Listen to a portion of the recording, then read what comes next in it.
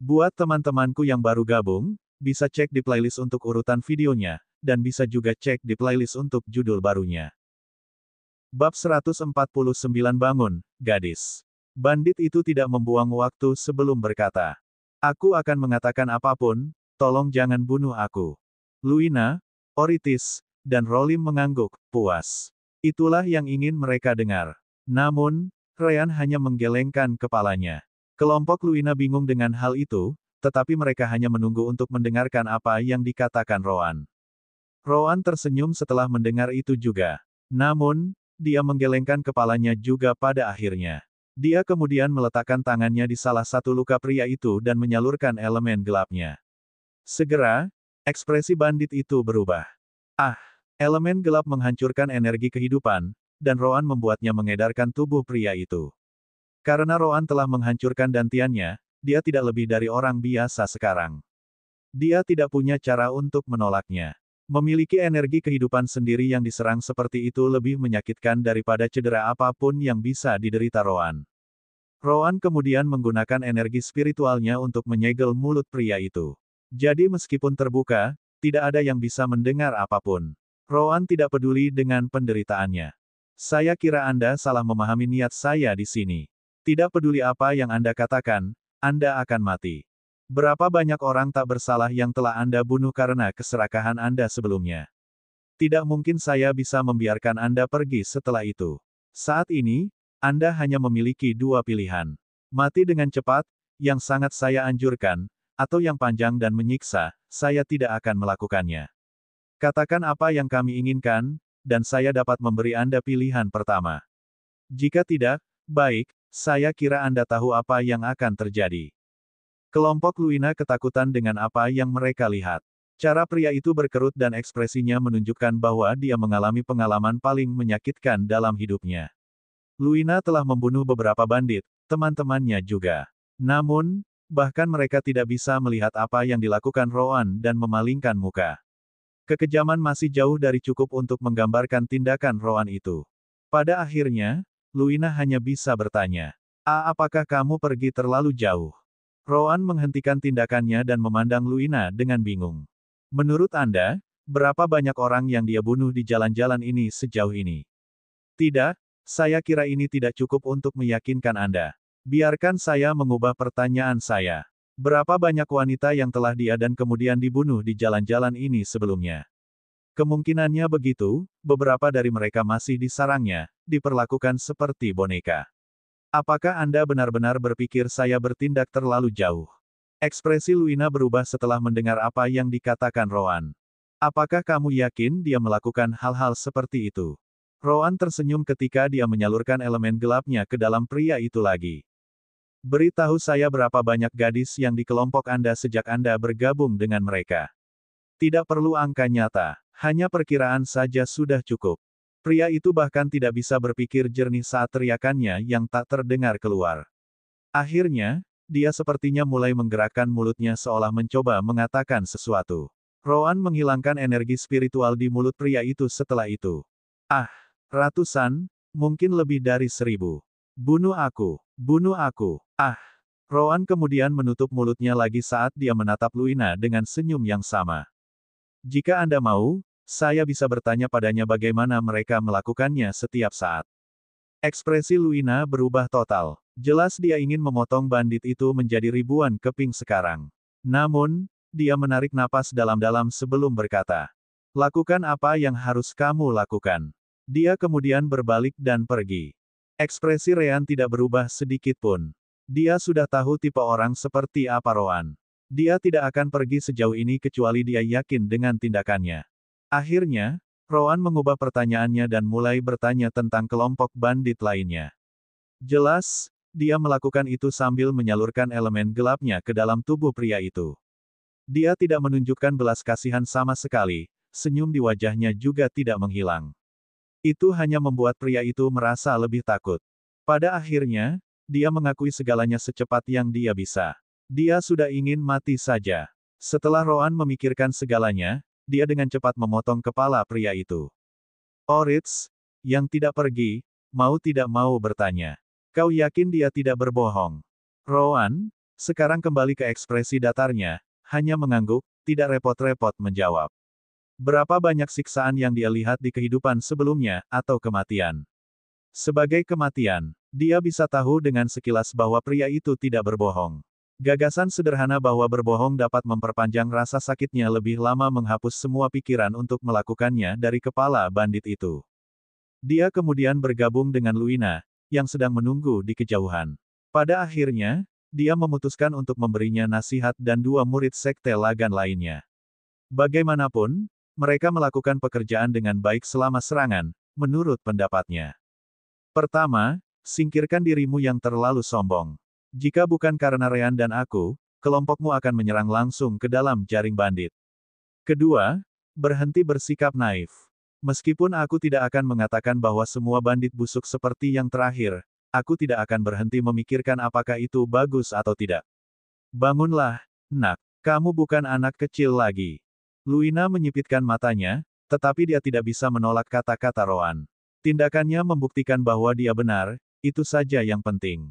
Pertanyaan Roan menunjukkan semua lokasi kelompok lain. Dari apa yang dia temukan, mereka hanya punya waktu 2 hari untuk menyingkirkan semua bandit. Itu karena kelompok bandit harus bersatu kembali setelah itu. Begitu mereka menyadari bahwa kelompok lain tidak kembali, mereka akan segera mengerti apa yang terjadi. Setelah itu, mereka akan segera menghentikan aktivitasnya dan menyebar.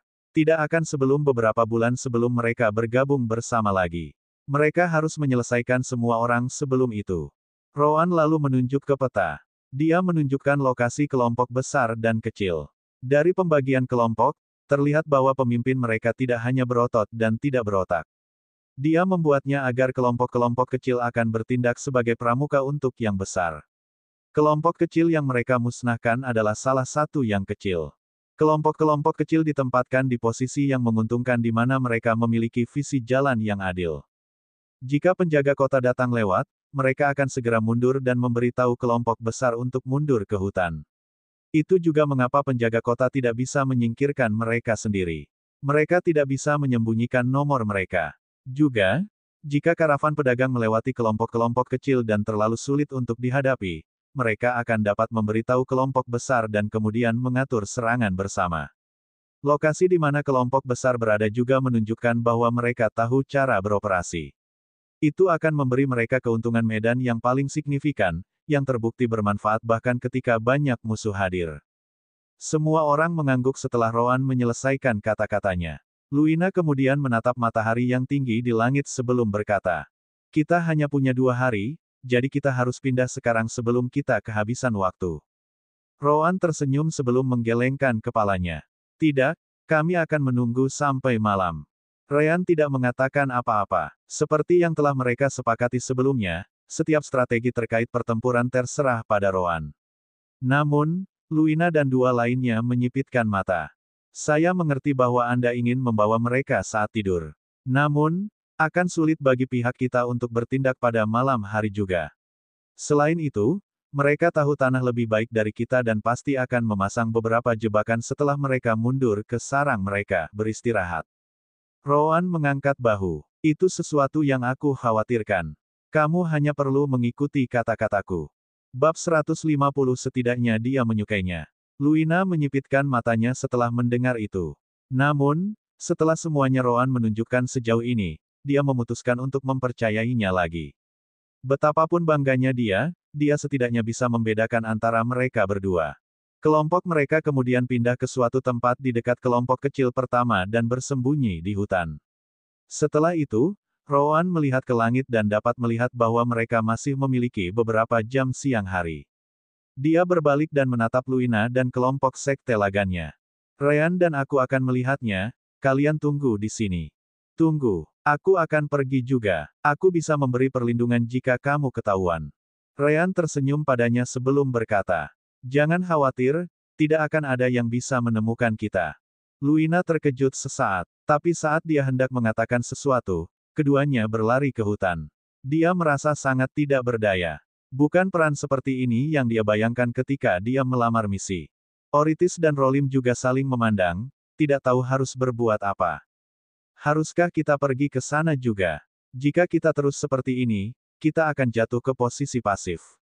Luina merenung sedikit sebelum menggelengkan kepalanya. Semuanya berjalan seperti yang dikatakan Rowan dengan tepat.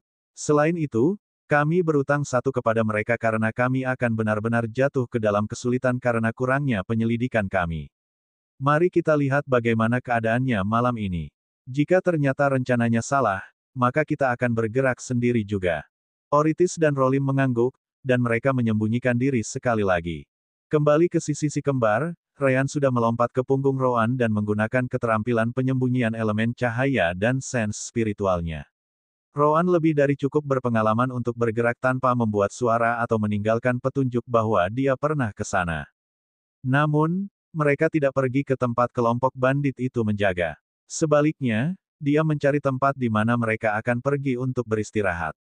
Dia ingin melihat baik-baik semua jebakan dan posisi keuntungan yang bisa mereka gunakan. Saat itu hampir malam, dan kelompok Luina mulai khawatir. Sampai sekarang, Ryan dan Rowan tidak memberi mereka tanda apapun. Tetapi tepat ketika matahari akan benar-benar menghilang, mereka mendengar suara Rowan datang dari sisi mereka. Baiklah, kita bisa bergerak sekarang. Ikuti aku dan pastikan hanya melangkah ke tempat yang aku lakukan. Mata kelompok Luina berbinar saat mereka mengangguk. Akhirnya tiba saatnya untuk beraksi. Mereka mengikuti Rowan jauh ke dalam hutan sampai mereka berhenti di tempat di mana tidak ada apa-apa. Luina memandang Rowan, bingung. Namun, belakangan hanya menyuruhnya turun dan tidak menunjukkan dirinya. Sekitar 2 jam kemudian, kelompok mereka mendengar suara tawa ketika sebuah kelompok melewati posisi mereka. Untuk sesaat, Luina menjadi gugup.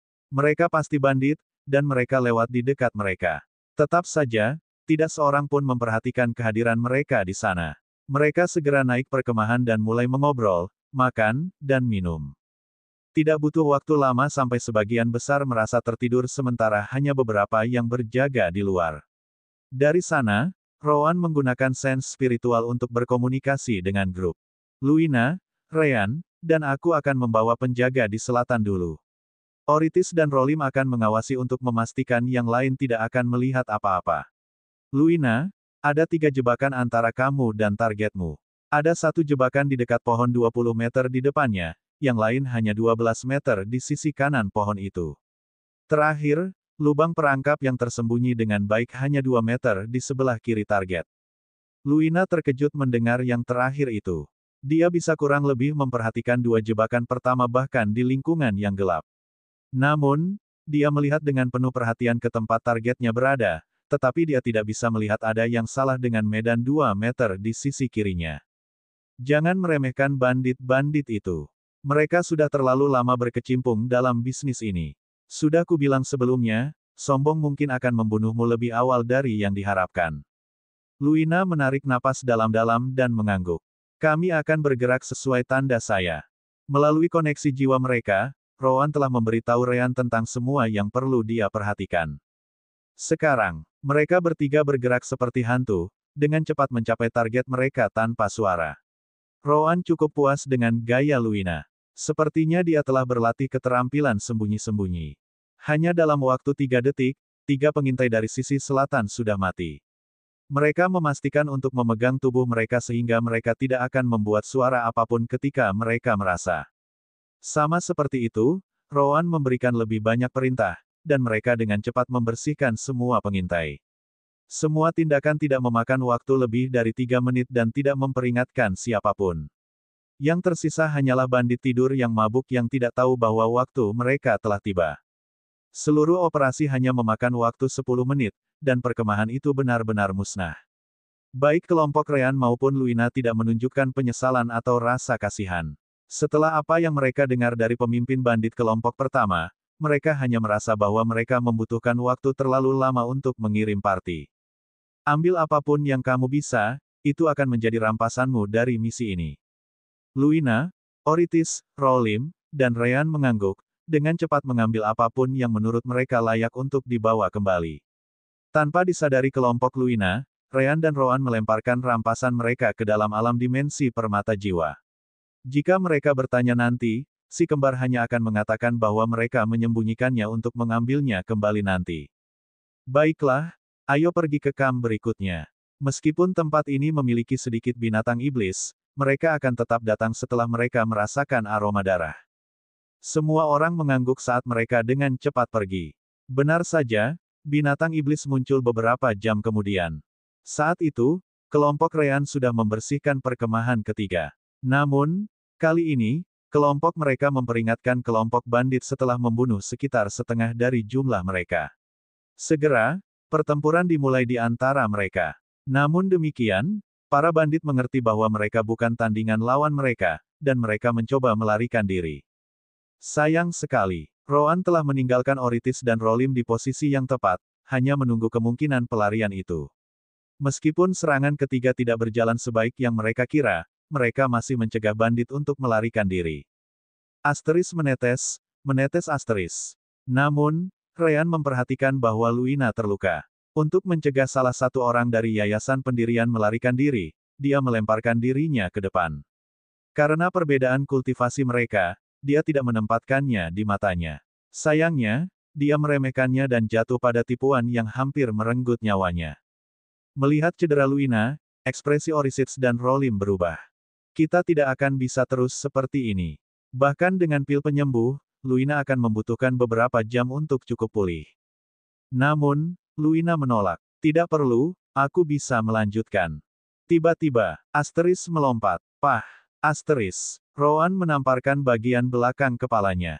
Tetapi karena dia lebih kecil darinya, dia harus memberikan lompatan kecil untuk mencapainya terlebih dahulu. Jelas, Luina merasa marah karenanya. Namun, apa yang kamu inginkan? Seret kami ke bawah. Luina marah.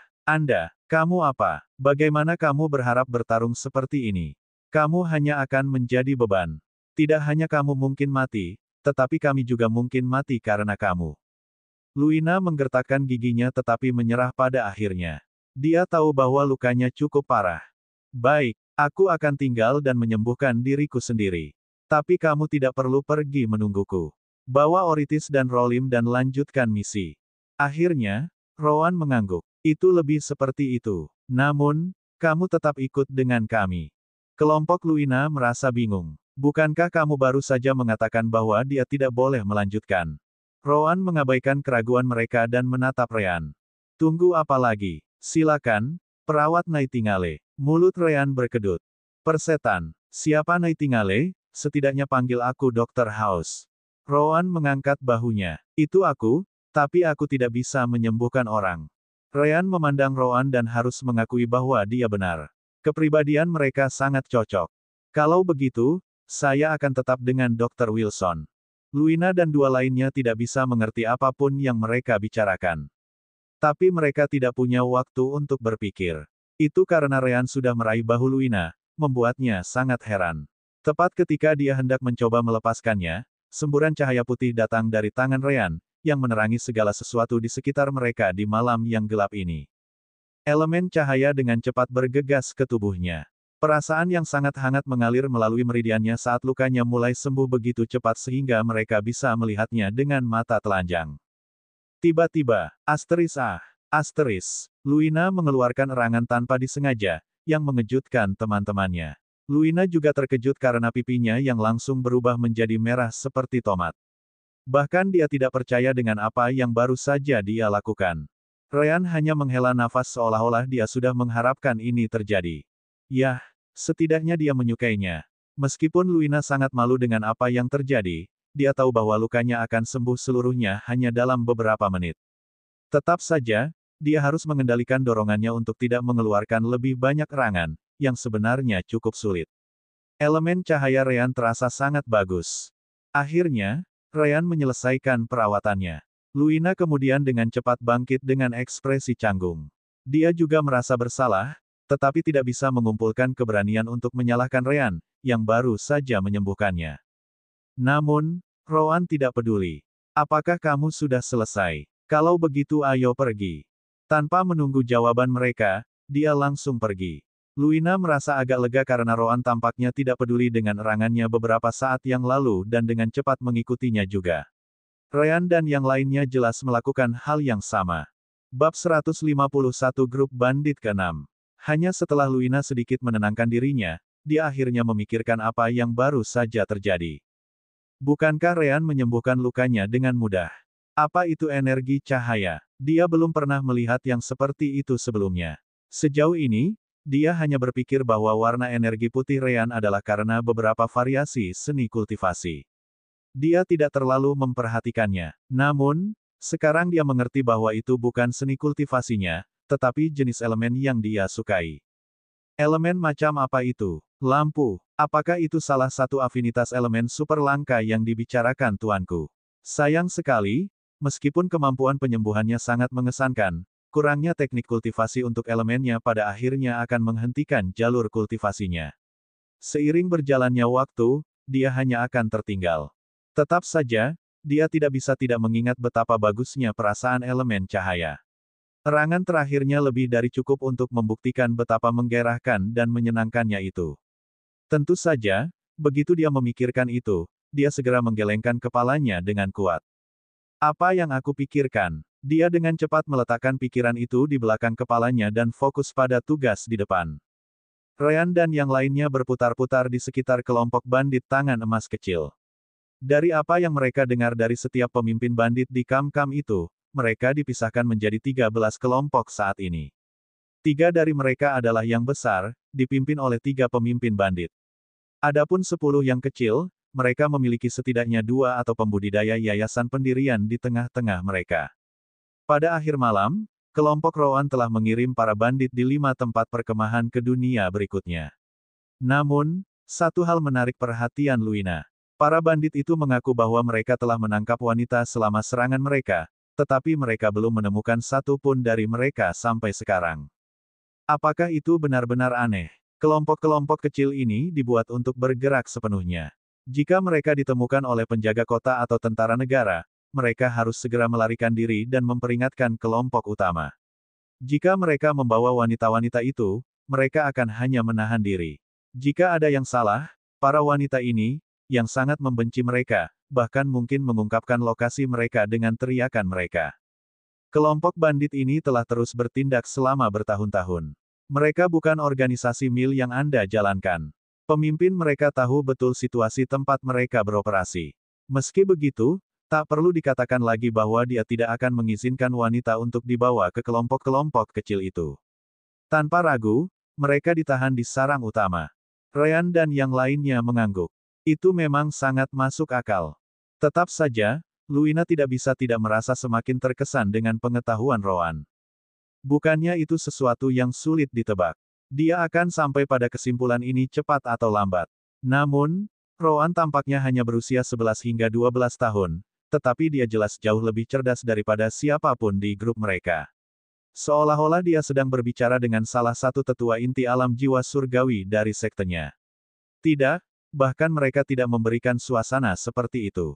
Dia merasa bahwa dia akan lebih percaya pada ide-ide Rowan daripada orang lain. Tentu saja, dia tidak akan mengatakan itu dengan lantang.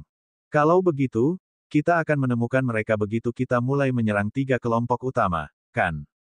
Rowan menggelengkan kepalanya. Tidak, bahkan jika 3 kelompok utama memilikinya, paling banyak hanya 1 atau 2.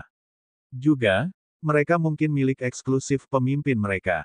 Sarang utama yang saya bicarakan adalah tempat di mana kelompok akan mundur, ketika mereka tidak sedang menyerang karavan para saudagar. Luina mengangguk. Begitu. Kalau begitu, tidak banyak yang perlu dikhawatirkan. Namun, Rowan menatapnya dengan ekspresi bingung. Apa yang kamu bicarakan? Tidak pernah ada alasan untuk khawatir sejak awal. Bahkan jika para wanita ada di sana, lalu apa? Kami tidak akan mengubah rencana kami. Luina tercengang. Apakah kita akan meninggalkan mereka? Ryan menghela nafas tak berdaya setelah mendengar itu. Jangan khawatir, Rowan hanya mengerikan dengan pilihan kata-katanya. Kami tidak meninggalkan mereka. Setelah kami membunuh semua bandit, kami pasti akan melepaskan wanita-wanita itu. Hanya saja sebelum kami dapat menjamin kemenangan kami tidak akan mengambil risiko hidup kita untuk mereka juga. Luina hanya bisa bertanya, bagaimana jika mereka mengambil satu sebagai sandera? Rowan mendengus pada ide itu. Itu bahkan lebih baik. Tangan bandit akan diduduki sambil menahan sandera. Itu akan menjadi kesempatan terbaik untuk menyerang.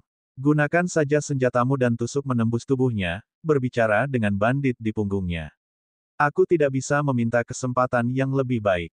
Ekspresi Luina dan kedua rekannya berubah. Itu benar-benar kejam. Jelas, sebagai seorang wanita, Luina sangat marah dengan pemikiran seperti itu. Bagaimana jika dia adalah Sandera? Saya mengerti bahwa kami para kultivator tidak terlalu peduli dengan orang biasa. Namun, bisakah Anda benar-benar membunuh gadis-gadis itu seolah-olah mereka hanya alat untuk menahan musuh Anda?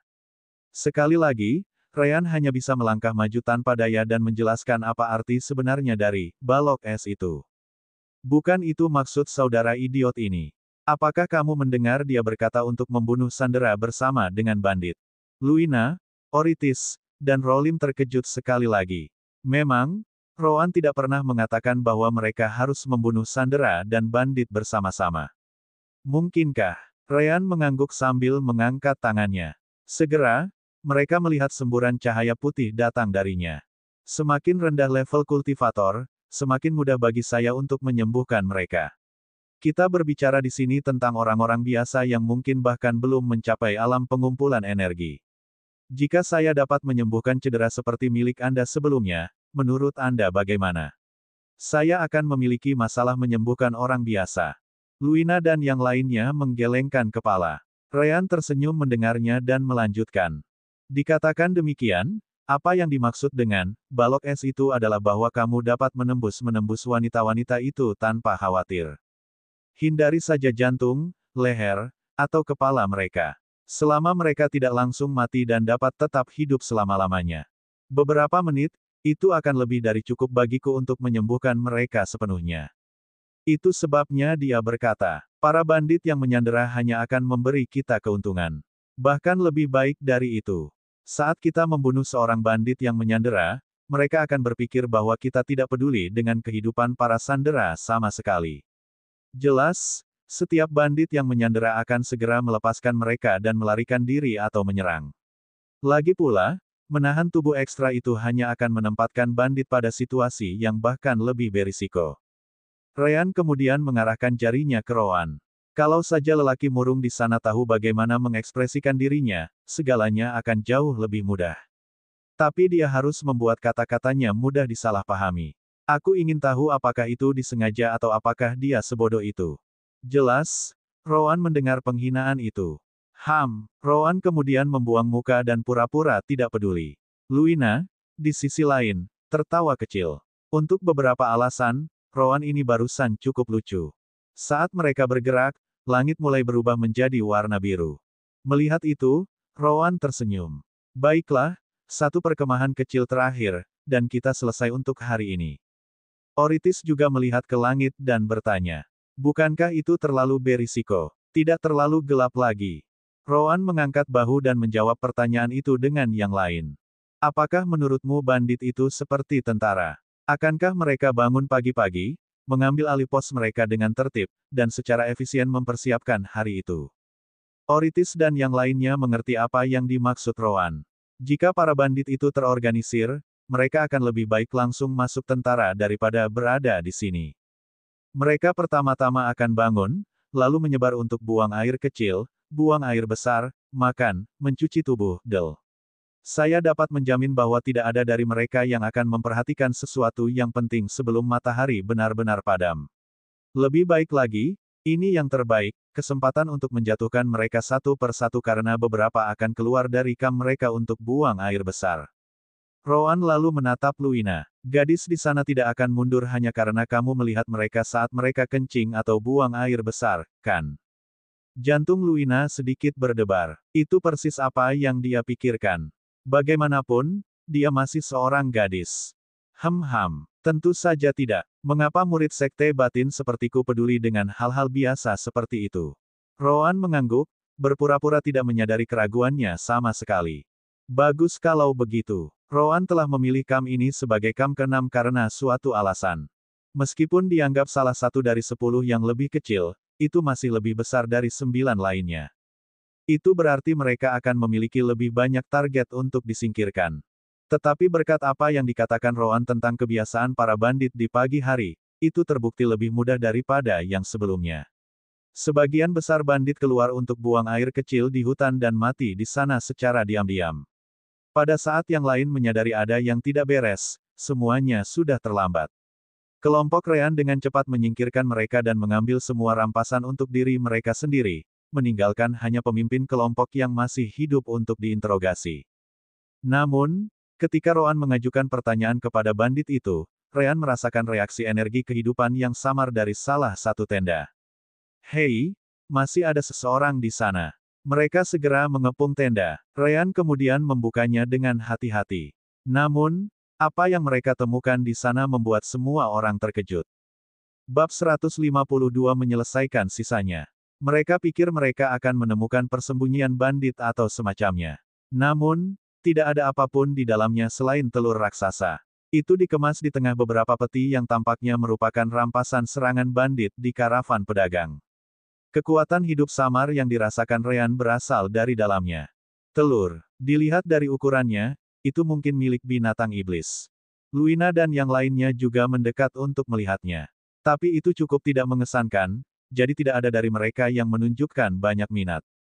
Dia kemudian membawanya ke tempat pemimpin bandit itu diinterogasi oleh Roan. Pria itu hanya mengatakan bahwa dia mendapatkannya dari salah satu korbannya, yang merupakan penggarap pendirian yayasan. Dia mengaku menemukannya saat sesi latihan di tengah pegunungan sebelum meninggal. Namun, para bandit tidak menanyakan di mana pegunungan itu berada. Pria itu berpikir bahwa jika dia memeliharanya dengan baik, dia akan memiliki pembantu yang setia di masa depan. Tanpa pilihan yang lebih baik, para bandit hanya mengambilnya bersama dengan sisa barang curian. Mungkin, mereka bisa menjualnya dengan harga bagus atau memeliharanya sendiri nanti. Karena itu, Rean melihat sekeliling dan bertanya, apakah ada yang menginginkannya? Dia juga tidak terlalu tertarik. Bagaimanapun, Sekte Dalamu sudah memiliki aula penjinakan binatang.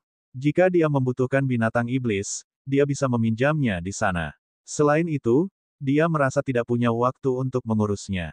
Roan, tentu saja, akan lebih tidak mau melakukannya. Kelompok Luina juga tidak begitu tertarik karena alasan yang sama. Akan sangat menjengkelkan untuk membawanya kemana-mana juga. Pada akhirnya, mereka memutuskan untuk meninggalkannya di sini. Jika itu keberuntungan, itu mungkin keluar di beberapa titik dan bertahan.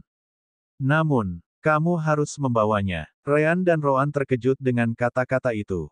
Jelas, Sister Orb yang mengatakan itu. Rean kemudian memeriksanya dengan spiritual sense-nya dan menggunakan light elemen-nya untuk melihat lebih dalam ke dalam. Namun, selain fakta bahwa telur itu akan segera lahir, tidak ada yang mengesankan dari telur itu. Rean telah melihat telur lain di Beastaming Hall, dan mereka memiliki energi kehidupan yang jauh lebih kuat. Jadi dia tidak bisa menahan perasaan bahwa binatang iblis ini sangat umum dan lemah. Saya tidak bisa melihat sesuatu yang baik tentang itu. Apakah ada yang salah dengan telurnya, Sister Orb? Itu memang terlihat sangat lemah dibandingkan dengan telur binatang lain yang kamu lihat di Beastaming Hall. Jumlah kekuatan yang bisa saya rasakan darinya juga cukup di bawah rata-rata. Tetapi yang menarik perhatian saya bukanlah kekuatannya, tetapi kemurnian energinya. Jika Anda membandingkannya dengan telur lain yang kami lihat, orang ini seperti danau kristal, sedangkan yang lain hanya air lumpur. Roan tidak mengerti banyak tentang binatang iblis, jadi dia hanya menatap Rean. Rean kemudian mengambil napas dalam-dalam dan memeriksa kekuatan hidup orang ini sekali lagi.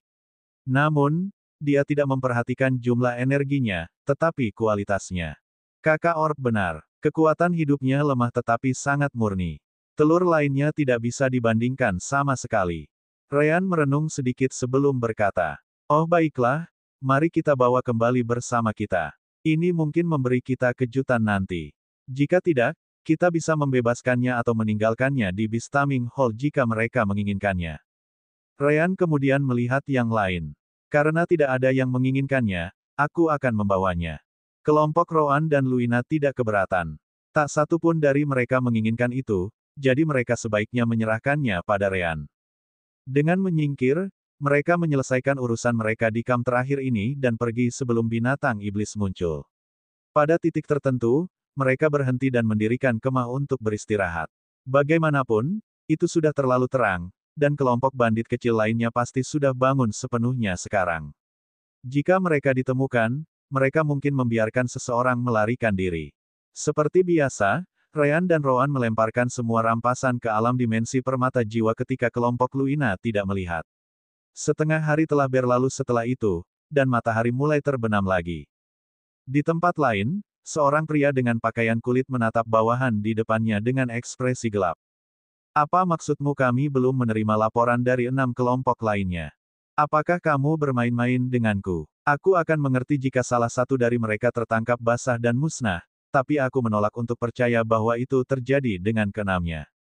Dari mereka, kirim seseorang untuk melihatnya. Saya ingin tahu apa yang mereka lakukan atau apa yang terjadi. Juga, kirim beberapa orang lain untuk memperingatkan kelompok kecil yang tersisa. Katakan kepada mereka untuk segera mengemas semuanya dan bergabung dengan kami. Hal lain, gandakan jumlah pengintai di sekitar perkemahan kita. Nama pria ini adalah Lovak Chencrol, seorang kultivator realem formasi inti tahap awal. Dia juga pemimpin grup bandit tangan emas. Seperti yang diprediksi Rowan, dia adalah orang yang cukup berhati-hati. Dia membuat aturan di mana kam-kam lain harus mengirim laporan harian tentang kegiatan mereka. Namun, 6 dari 10 kam luar tidak mengirim siapapun hari ini. Jelas, dia berpikir bahwa sesuatu yang besar sedang terjadi. Bawahannya dengan cepat pergi setelah menerima pesanan. Setelah itu, dia mengeluarkan peta dan melihatnya. Keenam kam dipilih secara acak, jadi saya tidak bisa melihat pola serangan. Siapapun yang melakukan ini tahu bagaimana tidak meninggalkan petunjuk. Sekarang, pihak lain seharusnya sudah tahu bahwa saya biasanya menerima laporan harian dari kam-kam itu. Namun, jika mereka benar-benar musnah tanpa meninggalkan siapapun hidup-hidup, saya harus mengatakan bahwa itu sangat mengesankan. Haruskah saya keluar dan menunggu di salah satu kelompok kecil yang tersisa? Namun, Lovak segera menggelengkan kepalanya. Tidak. Saya tidak tahu apa-apa tentang jumlah musuh. Ada kemungkinan ada mata-mata di kam saya juga. Jika saya menghilang, pihak lain mungkin menyerang orang-orang yang tersisa. Jika itu terjadi, kelompok banditku akan mendapat pukulan besar. Yang terbaik untuk dilakukan adalah mengkonsolidasikan kekuatan saya dan mundur untuk saat ini.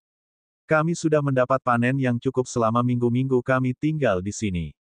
Tidak masalah jika kita mundur beberapa hari lebih awal dari yang dijadwalkan. Tanpa sepengetahuan Lovak, kelompok Rowan sudah pindah. Namun, mereka tidak pindah ke target berikutnya.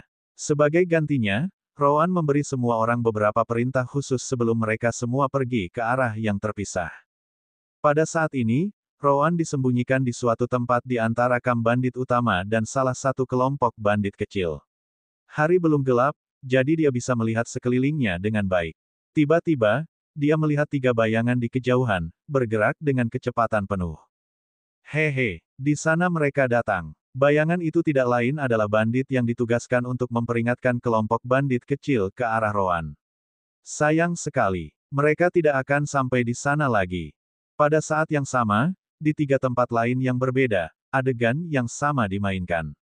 Itu adalah perintah Rowan. Cegat para pengintai sebelum mereka memperingatkan 4 kelompok bandit kecil yang tersisa tentang apa yang terjadi. Rowan, Ryan, dan Luina menunggu di suatu tempat di antara 3 kelompok bandit kecil dan yang utama. Yang terakhir diambil oleh Oritis dan Rolim bersama-sama. Keduanya adalah yang terlemah dari kelompok mereka, jadi Roam meninggalkan mereka bersama untuk memastikan mereka akan membunuh semua pengintai. Ryan dan Luina jauh lebih kuat, jadi mereka seharusnya tidak kesulitan melakukannya sendiri. Lagi pula, tidak boleh ada lebih dari 2 atau 3 pengintai sekaligus. Rowan juga yang menunjuk di peta tempat mereka harus tinggal. Benar saja, para pengintai itu muncul di tempat yang dia ceritakan dengan tepat. Kelompok Luina mau tidak mau merasa lebih mengagumi anak-anak itu. Tidak, mereka sudah menyerah memperlakukan Ryan dan Rowan sebagai anak-anak sejak lama. Lovak yang malang tidak tahu bahwa dia telah bermain-main di tangan Rowan selama ini. Seolah-olah Rowan sedang membaca pikirannya. Setelah menyingkirkan para pengintai, kelompok mereka sekali lagi berkumpul di tempat yang telah diatur sebelumnya. Rowan kemudian memandang Ryan dan yang lainnya sebelum memberikan senyum tipis. Baiklah, dengan ini, kita bisa menghabisi sisa kelompok kecil dengan mudah. Ayo pergi. Semua orang mengangguk dan pergi. Pada akhir malam kedua ini, hanya akan ada 3 kelompok utama yang tersisa. Bab 153 Benteng. Lovak mulai khawatir. Dia menerima laporan dari pengintai yang dia kirim ke kelompok yang menghilang. Benar saja, mereka semua telah dimusnahkan. Namun, pengintai yang dia kirim untuk memperingatkan sisa kelompok kecil tidak kembali. Bukan hanya dia, tetapi semua bandit di kamp utamanya juga memperhatikan masalah ini. Belakangan, Lovak mengirim lebih banyak pengintai untuk memeriksa kondisi 4 kamp kecil lainnya. Benar saja, kamp-kamp itu juga dibersihkan. Tidak hanya barang-barang yang dicuri diambil, tetapi tidak seorang pun yang selamat ditemukan. Bos, mungkinkah itu tentara negara Jailin? Kalau tidak, bagaimana mereka bisa menghapus 10 kamp kecil tanpa membuat khawatir siapapun? Lova menggelengkan kepalanya. Itu tidak mungkin. Saya lebih cenderung berpikir bahwa seorang ahli berada di balik ini. Mungkin, alam formasi inti akhir atau bahkan penggabungan inti dan jiwa. Jika itu tentara, kita pasti akan memperhatikan gerakan mereka. Mereka memiliki terlalu banyak orang untuk menyembunyikan kehadiran mereka dari kita. Belum lagi kita tahu jalan dan hutan ini lebih baik daripada orang lain. Suasana di kamp menjadi lebih buruk. Akan sulit untuk berurusan dengan ahli seperti itu hanya dengan kelompok utama mereka. Namun, peluit. Semua orang mendengar peluit. Seketika wajah Lovak menunjukkan senyuman saat mendengarnya. Bagus, Laksin dan Reabar ada di sini. Sepertinya kamp mereka juga tidak diserang tadi malam. Laksin dan Reabar adalah dua pemimpin lainnya, hanya di bawah Lovak dalam rantai komando. Merekalah yang memimpin dua kelompok bandit besar lainnya. Keduanya berada di puncak alam pendirian yayasan juga. Keduanya mengorganisir kelompok mereka dan kemudian bergabung dalam pertemuan dengan Lovak. Bos, kami menerima pesan Anda. Bagaimana situasinya? Lova mengangguk. Semua 10 kamp kecil yang kami gunakan sebagai pengintai luar telah dihancurkan, tidak ada yang selamat. Musuh beberapa kali lebih sulit untuk dihadapi kali ini. Untungnya, saya telah membuat aturan bahwa kamp-kamp kecil harus melapor sekali setiap hari. Kalau tidak, kita masih tidak tahu nasib mereka. Reabar dan Laksin mengangguk. Kalau begitu, apa yang kita lakukan sekarang? Haruskah kita menutup diri dan menunggu musuh muncul? Lova menggelengkan kepalanya. Pertahanan di tempat ini jauh lebih longgar daripada di sarang kita. Jika kita tinggal di sini, aku khawatir kita akan dimakan sedikit demi sedikit. Kita memiliki banyak saudara bersama kita saat ini, jadi itu terlalu banyak mulut untuk memberi makan. Cepat atau lambat, kita akan kehabisan air juga. Kita harus mengambil kesempatan ini untuk kembali ke benteng kita dan tidak terlihat selama beberapa bulan hingga 1 tahun. Kita memiliki cukup persediaan di sana untuk tetap tinggal selama waktu ini tanpa khawatir juga. Reabar mau tidak mau bertanya, bagaimana jika benteng kita diserang? Lovak mendengus setelah mendengar itu. Kecuali musuh adalah realem inti dan jiwa fusion atau lebih tinggi, saya menolak untuk percaya bahwa mereka dapat melewati formasi perlindungan benteng kami. Bagaimanapun, itu dapat bertahan dan menyerang pada saat yang sama. Jangan lupa bahwa saya membayar sangat mahal, harga tinggi untuk itu. Namun, jika itu benar-benar ahli yang berakting, dia tidak akan mengizinkan kita untuk mencapai benteng kita sejak awal. Reabar dan Laksin merasakan hawa dingin di punggung mereka. Bagaimana jika itu benar-benar seseorang yang begitu kuat? Lovak menenangkan semua orang. Kamu terlalu memikirkan musuh kita. Meskipun aku di tahap awal, aku juga ahli formasi inti. Selain itu, kami memiliki banyak saudara di sini di alam pendirian yayasan.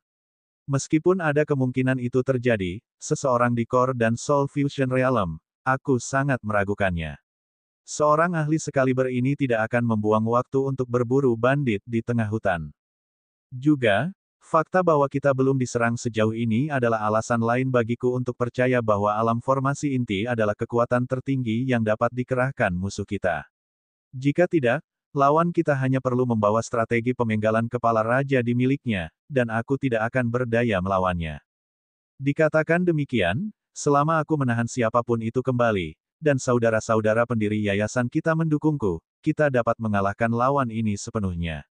Siapa tahu, kita bahkan mungkin menemukan beberapa harta berharga tinggi dari orang ini. Ekspresi semua orang sedikit mereda setelah mendengar itu. Lovak kemudian mengangkat tangannya dan menyampaikan perintah.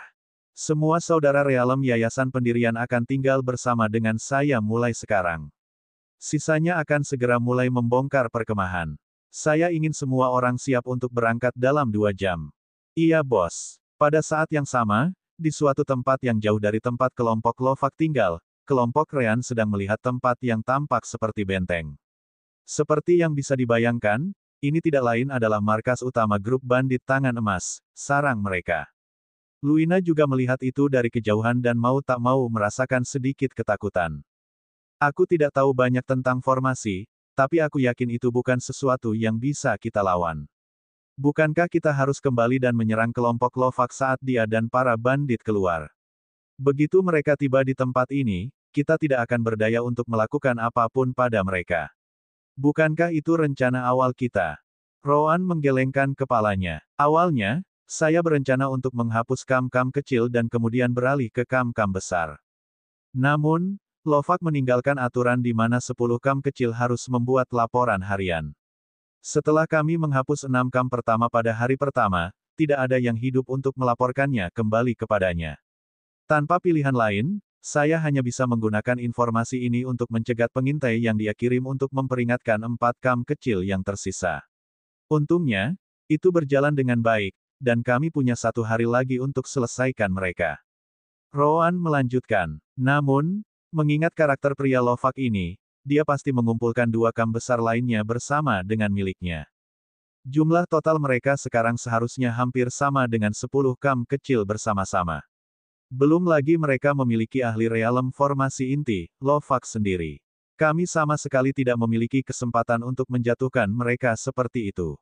Paling-paling, kami dapat menyingkirkan beberapa lalat yang berkeliaran dari kelompok mereka, tetapi kami tidak akan dapat menghentikannya untuk datang ke tempat ini. Petik 2. Luina hanya bisa bertanya. Kalau begitu, apa yang akan kita lakukan? Kita membutuhkan setidaknya 1 dari 3 kepala pemimpin, Lovak, Reabar, atau Laksin. Jika tidak, misi kita akan dianggap gagal. Roan tersenyum ketika dia melihat ke belakangnya. Di sana, orang bisa melihat Rean, Oritis, dan Rolim menahan 3 Demon Beast tahap 1.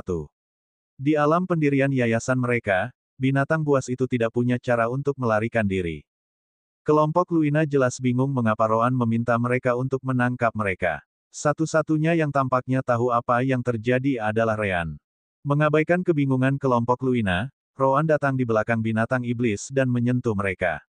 Elemen gelap segera mulai memasuki tubuh mereka, yang jelas menyebabkan rasa sakit yang luar biasa pada binatang iblis. Lepaskan mereka. Rean dan yang lainnya melakukan apa yang dia minta. Benar saja, binatang iblis itu melarikan diri secepat yang mereka bisa. Di mana saja akan lebih baik daripada tempat ini. Hanya saja mereka menyerang langsung ke arah benteng bandit. Sarang tangan emas pasti memiliki beberapa bandit yang mengurusnya. Segera, mereka melihat 3 binatang iblis menyerbu di benteng. Namun, mereka hanya mendengus melihat pemandangan itu dan tidak menggerakkan satu otot pun. Tiba-tiba, formasi di bawah benteng diaktifkan. Setelah itu, beberapa pedang energi spiritual muncul di udara dan menebas binatang iblis itu. Pedang energi spiritual itu tidak terlalu kuat. Siapapun dalam kelompok Rean pasti bisa menangkis beberapa. Namun, formasi itu muncul sekali lagi, dan cahaya abu-abu yang lemah dan samar muncul di sekitar Demon Beast. Itu adalah formasi penindasan. Binatang iblis kehilangan kecepatan dan tidak bisa bergerak dengan baik. Benar saja, pedang energi spiritual menghantam binatang iblis sekaligus, dan mereka jatuh pada kelompok itu, mati. Dari jauh, kelompok Luina merasakan hawa dingin di punggung mereka. Jangankan binatang iblis tahap 1, bahkan tahap 2 tidak akan berdaya melawannya. Binatang iblis tahap 2 setara dengan pembudidaya yayasan pendirian realem. Benar saja, formasi itu akan membuat mereka tidak berdaya juga. Bahkan seorang pembudidaya inti formasi realem akan mengalami kesulitan di dalamnya. Melarikan diri akan menjadi satu-satunya pilihannya.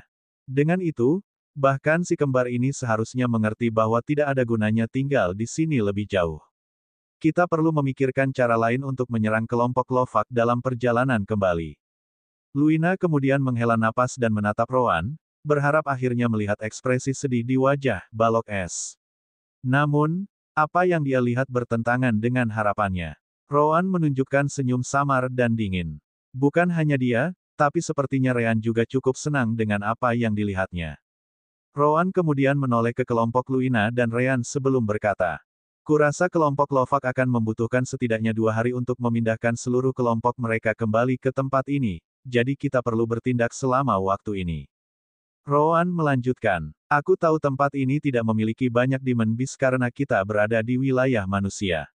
Namun, aku masih membutuhkan kalian semua untuk menangkap sebanyak mungkin Demon Beast dan membawanya ke sini untukku. Tentu saja, aku juga akan membantu. Kelompok Luina jelas bingung karenanya.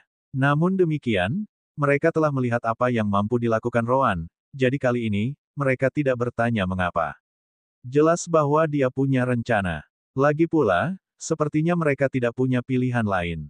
Baiklah, ayo pergi. Bab 154 saatnya. Saat hari berlalu, para bandit yang menjaga benteng utama mulai merasa bingung. Beberapa binatang iblis tahap 1 muncul sesekali, hanya untuk dibunuh oleh formasi benteng. Wilayah ini memiliki sedikit binatang iblis karena berada di dalam wilayah manusia. Tetap saja, mereka telah melihat lebih banyak binatang iblis daripada yang mereka lihat selama beberapa bulan. Tentu saja, tidak ada yang benar-benar mengkhawatirkannya. Bagaimanapun, bahkan binatang iblis tahap 2 puncak tidak akan berdaya di dalam formasi mereka. Jika ada, mereka merasa kesal karena mereka harus membersihkan mayat binatang itu. Setelah 1 hari penuh, hampir 100 binatang iblis tahap 1 mati untuk formasi. Tapi kemudian, itu berhenti. Pada hari berikutnya, tidak ada satupun binatang iblis yang masuk ke dalam formasi mereka lagi. Seaneh apapun acaranya, para bandit yang menjaga benteng segera melupakannya. Di suatu tempat dekat benteng, Ryan dan Rowan melihat benteng dari kejauhan tanpa melakukan apa-apa. Luina, Oritis, dan Rolim jelas bingung dengan itu. Hanya itu, tidakkah kamu membutuhkan lebih banyak binatang iblis? Rowan menggelengkan kepalanya. Tidak perlu lebih. Ini sudah lebih dari cukup. Luina melihat ke arah benteng dan melihat bagaimana mayat-mayat itu telah dibersihkan. Dia berpikir bahwa mungkin Rowan meracuni binatang iblis, dan para bandit di dalam benteng akan mati karenanya. Namun, hal seperti itu mungkin akan membunuh Sandera di dalam juga. Tetap saja, para penjaga di sekitar benteng tampaknya tidak peduli. Itu hanya bisa berarti bahwa tidak ada yang terjadi pada bandit di dalam benteng sama sekali. Juga, mayat-mayat itu telah dibuang di tempat lain. Tidak ada satupun yang dibawa ke dalam. Sederhananya, bahkan setelah semua pekerjaan mereka, tidak ada yang berubah sama sekali. Lalu apa yang kamu rencanakan? Kelompok bandit Lovak akan tiba paling lama beberapa jam. Mungkin mereka mempercepat dan akan muncul kapan saja juga. Sejauh ini, kami tidak melakukan apa-apa. Saat itulah dia memikirkan kemungkinan. Mungkinkah kamu mencoba menghabiskan seluruh energi formasi perlindungan? Mulut Rowan berkedut setelah mendengar itu. Apakah kamu bodoh? Dengan jumlah batu roh yang dikumpulkan oleh bandit-bandit ini selama beberapa tahun terakhir ini, apakah kamu benar-benar berpikir kita bisa membuat mereka kehabisan itu? Lelucon yang luar biasa. Kita bisa menghabiskan 1 tahun penuh mengirim binatang iblis untuk melawannya, dan saya masih ragu kami akan mampu mencapainya. Juga, anggap saja kita benar-benar bisa membuat formasi kehabisan energi, apa bedanya? Kelompok Lovak masih utuh, dan kita tidak akan bisa menyerang mereka bagaimanapun caranya. Faktanya, kita hanya akan membuat mereka seimbang, lebih waspada. Berpikirlah sedikit sebelum membuka mulutmu, iya. Luina benar-benar ingin menendang orang ini. Bukankah ada cara yang lebih baik untuk mengatakan hal itu? Mengapa kamu harus mencoba membeli pertengkaran setiap saat? Namun, Rowan tidak peduli. Ryan, di sisi lain, hanya menghela nafas sambil mengangkat bahu. Abaikan balok es. Begitulah Rowan. Tetap saja, dia benar tentang poinnya. Kamu harus lebih memikirkan situasinya sebelum menawarkan pendapatmu. Itu poin yang cukup mudah ditebak. Ryan lalu menepuk bahunya sebelum melanjutkan. Jangan khawatir, kami sudah punya rencana, dan itu bekerja dengan sempurna. Anda akan lihat ketika saatnya tiba. Luina kemudian menarik napas dalam-dalam dan mengangguk. Ryan tersenyum dan kemudian kembali ke yang lain untuk terus menunggu. Sekitar 4,5 jam kemudian, kelompok Lovak akhirnya muncul. Saat mereka mendekati benteng, para bandit di dalam membuka gerbang dan keluar untuk menyambutnya. Lovak mengangguk, puas. Sepertinya benteng itu tidak diserang sampai sekarang. Dia kemudian mengambil piring dari dadanya, yang memiliki format heksagonal. Setelah menuangkan energi spiritual ke dalam, piring bersinar, dan sebuah lorong dibuka di formasi. Bandit lain di dalam yang memiliki jenis piring yang sama kemudian keluar. Bos, kenapa kamu kembali lebih awal? Kami menunggumu beberapa hari kemudian. Juga, mengapa ada begitu sedikit orang di grup? Di mana separuh lainnya? Lovak menggelengkan kepalanya dan menggunakan pesan sense spiritual untuk menceritakan semuanya sekaligus. Pria itu, tentu saja, terkejut dengan apa yang dia dengar. Lovak mengabaikan ekspresinya dan menanyakan hal lain. Bagaimana? Di mana kamu menyerang dalam beberapa hari terakhir? Pria itu merenung sedikit, dan mereka menjelaskan. Aku tidak bisa mengatakan bahwa kita tidak diserang. Namun, tapi itu cukup aneh. Dia kemudian menjelaskan bagaimana sehari yang lalu, banyak binatang iblis tahap 1 menyerang benteng, hanya untuk dibunuh oleh formasi. Namun, mereka tidak menyebabkan kerusakan apapun. Apakah kamu memeriksa formasi? Pria itu mengangguk. Saya pikir itu aneh, jadi saya memberikan pemeriksaan cepat. Formasi perlindungan baik-baik saja dan bekerja 100%. Lova menyipitkan matanya. Mungkinkah musuh mengirim binatang iblis itu untuk menguji kekuatan formasi? Karena dia berhenti mengirim binatang iblis itu, kemungkinan besar, dia menyelesaikan penyelidikannya. Pada akhirnya, apakah dia menyerah? Lovak kemudian menatap bawahannya dan memerintahkan. Ayo masuk. Reabar, Laksin, bawa Kalan dan periksa formasi sekali lagi. Kali ini, lakukan pemeriksaan yang benar untuk memastikan tidak ada yang salah. Juga, kunci semua wanita di penjara, tidak ada yang pergi atau gunakan tanpa perintah kedua. Terakhir, periksa seluruh benteng untuk melihat apakah ada orang yang menyelinap masuk. Kalan adalah nama bandit yang juga memiliki lempeng formasi. Iya bos. Saat Reabar dan Laksin pergi, sisa kelompok memasuki benteng bersama Lovak. Sekitar 2 jam kemudian, Reabar, Kalan, dan Laksin kembali ke sisi Lovak. Bos, kami memeriksa seluruh formasi. Ini berfungsi dengan baik. Lova menyipitkan matanya. Kelompoknya tidak diserang dalam perjalanan mereka ke sini. Namun, seseorang mencoba menguji pertahanan bentengnya saat berada di sana. Namun, tidak ada kerusakan yang ditemukan. Namun demikian, dia tidak bisa tidak merasa bahwa dia kehilangan sesuatu yang vital. Apakah kamu memeriksa seluruh benteng? Apakah benar-benar tidak ada yang bersembunyi atau sesuatu yang tidak pada tempatnya? Bawahan lain di sekitar Lovak semuanya menggelengkan kepala. Kami melakukannya, bos. Benar-benar tidak ada orang yang bersembunyi dimanapun. Bagaimana dengan wanita yang kita tangkap, apakah ada sesuatu di antara mereka? Tidak, bos. Kami mengunci semuanya, seperti yang Anda perintahkan. Kecuali mereka dewa, mereka tidak akan bisa pergi. Nyali Lovak terus mengatakan kepadanya bahwa ada sesuatu yang salah. Itu hanya perasaan, tetapi dia tidak tahu di mana masalahnya. Tetap saja, dia sudah kembali ke bentengnya, dan dia bahkan mengambil semua platformasi, jadi hanya dia yang bisa mengendalikannya sekarang. Jika ada, ini adalah tempat teraman yang dia bisa saat ini. Waktu berlalu, dan waktu malam tiba. Karena perintah Lovak, benteng memiliki beberapa penjaga yang berjaga di beberapa tempat. Jelas bahwa dia khawatir mereka mungkin diserang kapan saja. Namun, hari berikutnya tiba, dan tidak ada yang terjadi sama sekali. Kemudian datang yang kedua, ketiga, keempat. Seminggu kemudian, para penjaga di sekitar benteng mulai menghilang. Kewaspadaan mereka turun, dan bahkan Lovak mulai rileks. Suatu hari, Rowan melihat ke langit dan kemudian benteng sebelum menunjukkan senyum tipis di malam hari. Sudah waktunya. Bab 155 mengemudi mobil. Cukup sulit untuk menahan Luina dan 2 lainnya selama waktu ini. Rowan menjelaskan bahwa kesadaran para bandit itu terlalu tinggi, jadi mereka harus menunggu mereka lengah terlebih dahulu. Namun, misi yang seharusnya hanya berlangsung paling lama 1 minggu telah berjalan selama 11 hari. Jadi kita akan berakting. Akhirnya, Rowan menghela nafas dan memperingatkan mereka.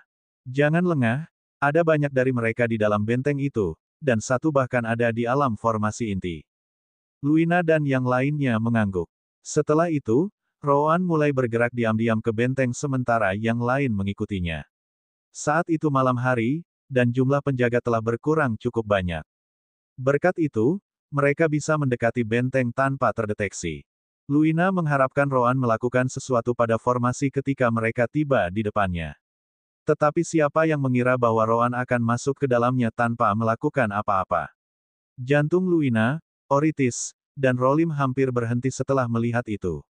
Namun, tidak ada yang terjadi sama sekali. Formasi yang seharusnya diaktifkan bahkan tidak beriak. Seolah-olah Roan tidak ada sama sekali. Bagaimana mungkin? Roan mengerutkan kening saat dia menatap tajam ke arah Luina. Tepat setelah itu, dia mengiriminya pesan sense spiritual. Bukankah aku bilang untuk diam? Apakah kamu mencoba memanggil semua orang? Luina segera menutup mulutnya dan melihat ke arah benteng. Untungnya, dia tidak berbicara terlalu keras. Sepertinya tidak ada yang mendengarnya juga. Dengan hati yang penuh keraguan dan rasa malu, dia melangkah masuk ke dalam formasi bersama Ryan dan yang lainnya juga. Kelompoknya siap untuk melarikan diri kapan saja, tetapi kekhawatiran mereka terbukti tidak perlu. Formasi juga tidak menyadari kehadiran mereka. Roan kemudian memasuki benteng bersama yang lain tanpa ada yang memperhatikan. Dia pergi ke lokasi yang menguntungkan dan melihat ke bawah. Setelah memastikan posisi semua bandit, dia mundur. Baiklah, jika aku tidak salah, semua sandera harus berada di gedung di barat laut. Oritis dan Rolim akan bertanggung jawab atas mereka. Begitu aku memberi sinyal, lari ke sana secepat mungkin. Kamu tidak perlu mengkhawatirkan yang lain, kita bertiga akan mengurus mereka. Oritis dan Rolim melihat bangunan di kejauhan merasakan hawa dingin di punggung mereka. Ada benar-benar cukup banyak musuh di jalan. Tidak peduli bagaimana mereka memandang gagasan itu. Tampaknya bunuh diri. Roan mengerti apa yang mereka pikirkan tetapi tidak mengatakan apa-apa. Pada titik ini, mereka seharusnya mengerti bahwa mereka setidaknya bisa mempercayai perintahnya. Sekarang, Oritis dan Rolim menyapa gigi mereka dan mulai berlari. Mereka sudah menduga bahwa saat mereka muncul, semua musuh akan menerkam mereka. Namun, tidak satupun dari mereka melakukan hal seperti itu. Bukannya mereka tidak melihat mereka berdua, tetapi mereka tidak punya waktu untuk berurusan dengan mereka. Pada saat ini, formasi benteng diaktifkan, dan menyerang semua bandit sekaligus. Ryan hanya bisa tersenyum melihat adegan itu. Pada saat yang sama, dia mengirim pesan ke orang lain. Sister Orb, sepertinya kamu tidak punya masalah mengemudikan mobil ini. Bab 144 untuk referensi ini. Hahaha, butuh beberapa waktu bagi saya untuk menyelesaikan analisis formasi ini. Tapi sekarang aku tahu, tidak ada yang bisa mengendalikannya lagi. Betul sekali. Sister Orb telah mengatakannya sebelumnya. Dia tidak bisa belajar bagaimana membangun formasi, tapi itu bukan masalah baginya untuk mengetahui bagaimana menggunakannya. Yang harus dia lakukan adalah merebut kendali setelah melihat cara kerjanya. Itu juga mengapa mereka mengirim Demon Beast untuk mengaktifkannya beberapa kali. Bandit yang tidak tidur sudah sangat beruntung. Mereka mampu bereaksi dan masih mencoba untuk menangkis pedang energi spiritual yang dipanggil oleh formasi. Namun, sebagian besar masih tidur, terutama setelah berhari-hari berjaga-jaga. Roan tidak menunggu 11 hari hanya agar para bandit lengah. Di atas segalanya, dia tahu bahwa para bandit akan terus menonton dan merasakan tekanan dari perintah Lovak. Sekarang setelah berhari-hari berlalu dan tidak ada yang menyerang mereka, saraf mereka akhirnya rileks, dan mereka kelelahan.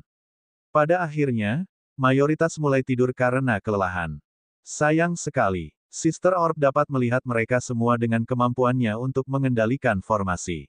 Dia tidak melewatkan kesempatan itu dan memfokuskan sebagian besar kekuatan formasi pada boneka-boneka tidur itu. Benar saja, hampir semuanya mati setelah ditusuk oleh pedang energi spiritual formasi. Dalam sekejap, lebih dari 70% bandit dikirim ke dunia berikutnya.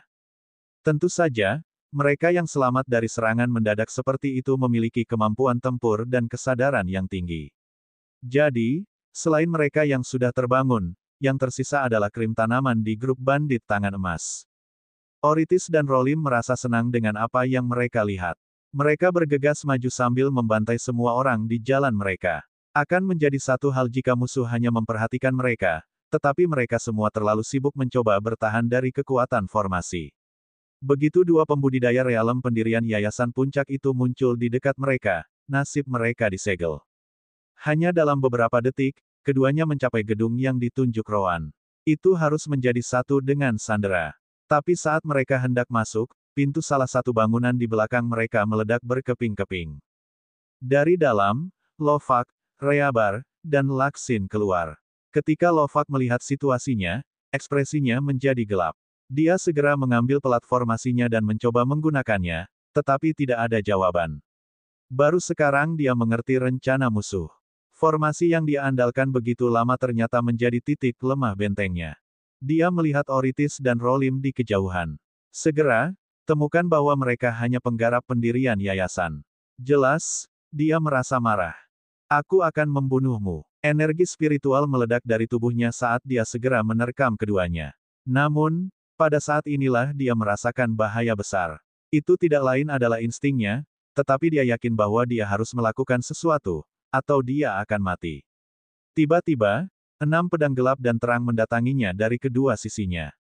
Gaya kematian, bentuk ketiga, 3 cakar naga. Benar saja, Ryan dan Roan tidak kehilangan kesempatan untuk melakukan serangan diam-diam. Bab 156 bentuk kelima. Dalam momen hidup dan mati itu, Lovak tidak panik. Setelah menjadi bandit begitu lama, dia pasti memiliki pengalaman mendekati kematiannya sendiri.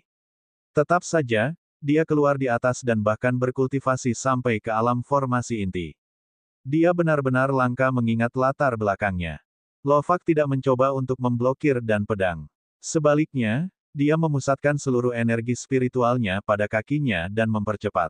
Itu tampak seperti jawaban bunuh diri, tetapi yang mengejutkan, itu berhasil. Bukannya Ryan atau Roan tidak bereaksi tepat waktu, tetapi kecepatan mereka tidak cukup cepat untuk menutupinya. Berkat itu, serangan si kembar hanya meninggalkan luka kecil di tubuhnya. Meskipun demikian, Lovak khawatir. Itu karena dia mengerti bahwa keenam pedang itu nyata. Dia berpikir bahwa dari 6, 4 di antaranya palsu. Jelas, 6 luka di sekujur tubuhnya membuktikan bahwa dia salah. Meskipun Lovak lolos, pikiran Roan masih jernih seperti biasanya, dan itu juga memengaruhi Ryan, yang terhubung dengannya oleh benang terang dan gelap dalam jiwa mereka.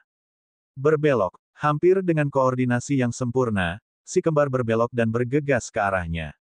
Lovak terkejut dengan gerakan mereka, tetapi ketika dia melihat tahap tengah pendirian yayasan si kembar, dia mendengus.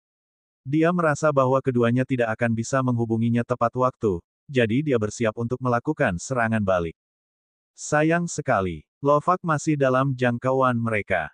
Gaya kematian, bentuk pertama, penusuk stelar. 2 sinar gelap dan putih ditembakkan ke kepala dan jantungnya dengan kecepatan yang menakutkan. Hati Lovak tidak bisa menahan diri untuk tidak melompat sedikit, melihatnya. Inersia dari akselerasi terakhirnya masih bekerja di tubuhnya, jadi dia tidak akan bisa berbelok ke samping tepat waktu. Ah! Lovak berteriak, dan kakinya meledak dengan energi spiritual sekali lagi. Alih-alih mencoba menghindar ke samping, dia menginjak tanah dengan sekuat tenaga, yang segera membuat tubuhnya melayang di udara. Stellar Pers milik Ryan dan Roan meleset dari target, tetapi masih mengenai tubuhnya, membuat 2 lubang darah kecil. Namun, Lovak merasa lega. Tempat-tempat yang terkena pukulannya tidak begitu serius. Dia telah menggunakan kekuatan penuhnya untuk melompat, tapi dia bukan pembudidaya inti dan realm fusion. Karena itu, dia belum bisa menggunakan energi spiritualnya untuk terbang. Meskipun demikian, dia masih bisa menggunakannya untuk mengontrol keturunannya, atau begitulah yang dia rencanakan pada awalnya. Bahkan sebelum tubuhnya mencapai setengah jalan ke udara, Ryan dan Roan berhenti tepat di bawahnya. Jika seseorang melihat lebih dekat, mereka akan melihat ledakan elemen cahaya di kaki Ryan dan Roan. Namun, kejadian mereka membuat Lovak memiliki firasat buruk. Semua penghinaannya terhadap si kembar muda dengan rambut campuran hitam dan putih ini telah hilang sama sekali. Di matanya, mereka benar-benar bisa bertarung di levelnya dan berpotensi membunuhnya. Tentu saja. Gaya kematian, bentuk keempat, naga melonjak. Ryan dan Roan melayang di langit dengan kecepatan yang jauh melampaui lompatan Lovak. Mereka pedang terselubung, tapi rasa spiritual Lovak bisa mengetahui jumlah energi spiritual di dalam sarung mereka. Saat mereka mengeluarkan pedang mereka, itu akan menjadi serangan yang menakutkan. Lovak sudah merasa tidak berdaya. Berapa banyak teknik yang mereka berdua ketahui. Semuanya terjadi dalam sekejap mata. Lovak kemudian menggunakan energi spiritualnya untuk menyesuaikan posisinya saat dia mengeluarkan pedangnya. Meskipun Ryan dan Roan bertindak serempak, ada sedikit perbedaan dalam kenaikan mereka. Ryan akan menghubunginya hanya sepersekian detik lebih awal dari Roan. Lovak menggunakan momen nafas untuk menangkis serangan Ryan dengan pedangnya. Asteris bang. Retakan. Asteris. Pada saat itu, Lovak terkejut. Dia memiliki pedang spiritual tingkat tinggi, tetapi sebagian kecilnya masih rusak dengan serangan pertama itu. Namun, dia tidak punya waktu untuk berpikir. Dia menggunakan kekuatan serangan pertama untuk menggerakkan pedangnya lebih cepat tepat pada waktunya untuk memblokir pedang Roan. Asteris bang. Retak. Retak. Asteris. Lovak dikirim terbang ketika Ryan dan Roan terus melambung untuk sementara waktu. Namun, Lovak tidak kehilangan konsentrasi. Dia tahu bahwa formasi di bentengnya ada di tangan musuh, jadi dia harus siap untuk menangkis pedang energi spiritual dari formasi. Namun, bertentangan dengan harapannya, tidak ada satupun pedang energi spiritual yang muncul sampai sekarang. Dia akhirnya mendarat di tanah dan dengan cepat melihat sekeliling. Semua bandit pendiri yayasan sibuk mengurus formasi. Reabar dan Laksin sibuk melawan Luina, yang mendapat dukungan dari formasi. Satu-satunya alasan mereka masih menahan Luina adalah karena formasi itu juga berurusan dengan semua bandit lain di sekitarnya. Karena itu, Sister Orb tidak dapat menggunakan lebih banyak kekuatan untuk membantu Luina. Sebaliknya, dia harus menahan bandit-bandit lainnya, dan itu akan memakan waktu lama baginya untuk menyingkirkan mereka. Adapun Oritis dan Rolim, mereka sudah memasuki gedung tempat para sandera ditahan. Mereka mungkin akan membutuhkan waktu sebelum menyingkirkan semua musuh di dalam juga. Akhirnya, Lovak mengerti, formasi itu mengesankan, tetapi itu tidak bisa melawannya saat ini. Asteris Book, Asteris. Lovak melihat beberapa puluh meter jauhnya dan melihat bahwa Ryan dan Roan akhirnya mendarat di tanah juga. Yang lebih mengesankan adalah mereka berdua mulai berjalan ke arahnya dengan pedang di tangan. Lovak kemudian menarik napas dalam-dalam. Dia akhirnya menyingkirkan instance pasifnya, di mana dia hanya bisa bertahan. Sekarang, dia akhirnya bisa memulai serangannya juga. Dari jubahmu, sepertinya kamu berasal dari Sekte Dalamu dan Lagan. Aku telah mengirim beberapa anggotamu ke dunia berikutnya, tapi sepertinya sektemu akhirnya memutuskan untuk menganggap kami serius. Meskipun kalian berdua hanyalah anak-anak, Anda masih musuh paling menakutkan yang pernah saya lawan. Namun, selama saya menyingkirkan kalian berdua, saya bisa memenangkan pertempuran ini. Saya kemudian akan meninggalkan negara ini dan memulai grup baru di tempat lain. Tapi pertama-tama, Anda harus mati. Petik 2. Roan tersenyum sebelum berkata, seperti yang diharapkan dari alam formasi inti. Meskipun kamu baru di tahap awal, kamu masih hidup setelah banyak serangan ini. Kamu mengatakannya dengan benar. Selama kamu mengalahkan kami, kelompok kami akan kalah. Tapi menurutmu akan semudah ini? Lova menggelengkan kepalanya. Tidak akan, tapi aku yakin dengan kekuatanku. Roan mengangguk. Bagus. Kalau begitu kamu layak menjadi orang pertama yang melihat teknik ini. Lovak memandang mereka dan mengerti bahwa segala sesuatunya tidak baik untuk pihaknya. Dia mengangkat pedangnya saat energi spiritual mulai berlari di sekitar tubuhnya dengan kecepatan tinggi. Seseorang dapat mendengar keretakan tulangnya dan mengencangkan dagingnya, menunjukkan bahwa dia menggunakan energi spiritual di luar apa yang dapat ditangani oleh tubuhnya. Inti bergemuruh. Itu adalah keterampilan yang dia kembangkan sendiri selama salah satu momen hidup dan matinya. Itu meningkatkan kekuatan keseluruhannya hampir 50%. Namun, dia hanya bisa menyimpannya paling lama 1 menit. Jika dia tidak menghabisi musuhnya sebelum itu, tubuhnya pasti akan roboh akibat serangan balik. Saat Lovak mengaktifkan tekniknya, Ryan dan Roan melakukan hal yang sama dengan teknik mereka. Mereka mengangkat pedang satu sama lain sambil terus menatap Lovak. Elemen terang dan gelap mulai mengalir melalui kedua pedang tanpa henti. Namun, elemen-elemen itu tidak dipertukarkan melalui koneksi jiwa mereka sendiri. Elemen terang dan gelap juga mulai mengalir di udara, saling memasuki pedang. Pada saat itu, batas elemental exchange mereka rusak, naik ke level lain sama sekali. Kedua elemen pertukaran kemudian berlari melalui pedang mereka dan memasuki tubuh mereka juga. Pada saat ini, Ryan dan Roan belum pernah menggunakan begitu banyak elemen gelap dan terang satu sama lain. Gaya kematian, bentuk kelima, serangan meraj. Bab 157 Keputusan Lovak.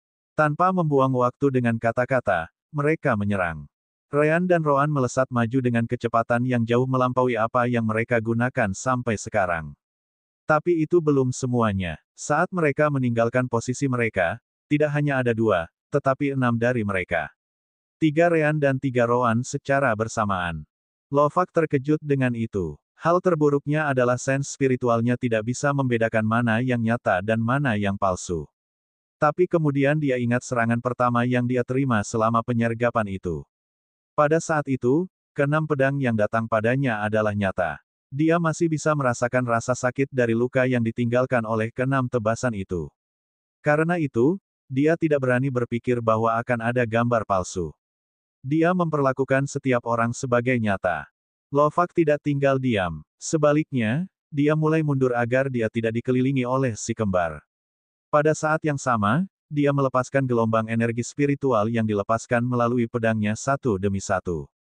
Tetap saja, Ryan dan Roan bergerak terlalu cepat. Karena kesalahan kecil, 4 dari 6 Fata Morgana datang mengelilinginya dan melancarkan serangan bersama. Namun, Lovak tidak panik. Energi spiritual meledak dari pedangnya saat dia menghantam tanah dengan itu. Asteris ledakan. Asteris. Tanah pecah saat tanah dan batu memercik kemana-mana di sekelilingnya. Secepat Ryan dan Roan, mereka tidak bisa menghindari hal-hal itu jika tidak ada ruang untuk melakukannya. Tanpa pilihan lain, mereka hanya bisa membela diri. Lovak memperhatikan bahwa 2 salinan melambat dan mengambil kesempatan itu untuk keluar dari pengepungan. Tentu saja, dia tidak berhenti di situ. Dia sekarang mengerti di mana Ryan dan Roan berada dan segera meluncurkan serangannya terhadap keduanya. Untungnya, kemampuan Lovak dengan pedangnya jauh di belakang Ryan dan terutama kemampuan Roan dengan pedang. Namun, itu belum semuanya. Teknik Rumbling Core Lovak membuat serangannya mencapai kekuatan realem formasi inti tahap tengah. Meskipun Ryan dan Roan memiliki lebih banyak keterampilan, mereka akan menderita karena menahan kekuatan mentah Lovak.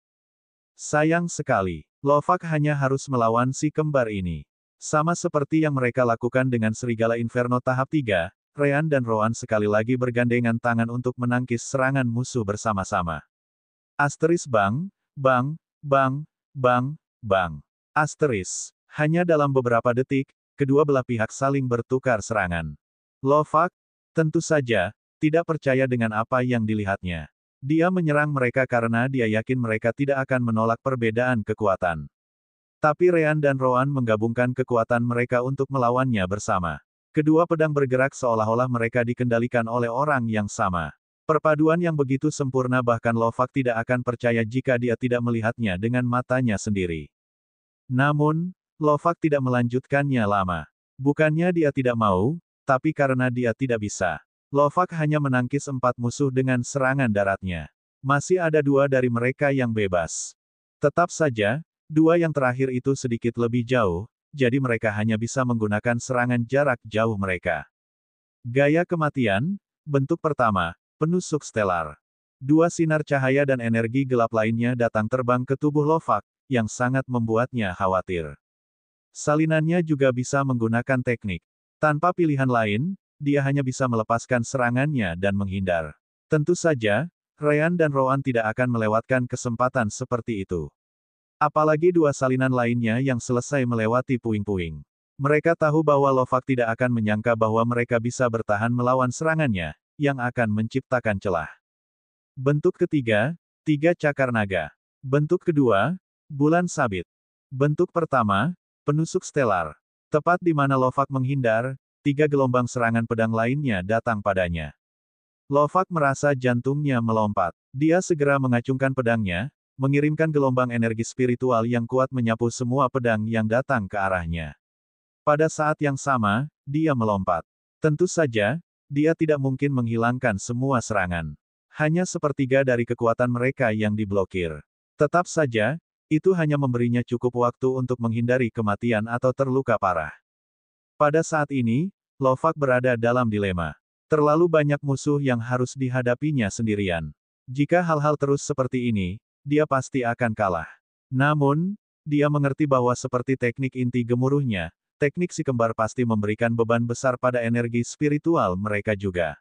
Secara teori, sebagai pembudidaya inti formasi realem, dia seharusnya bisa bertarung lebih lama.